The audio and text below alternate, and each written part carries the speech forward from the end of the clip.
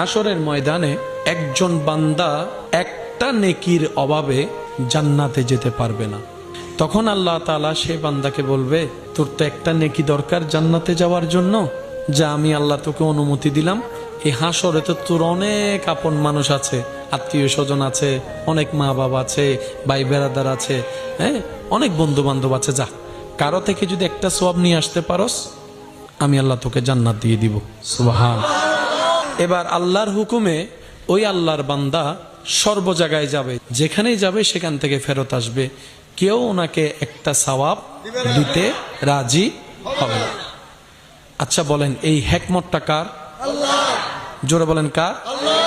এবার একটু খেয়াল করুন, দিলের কান দিয়ে শুনুন।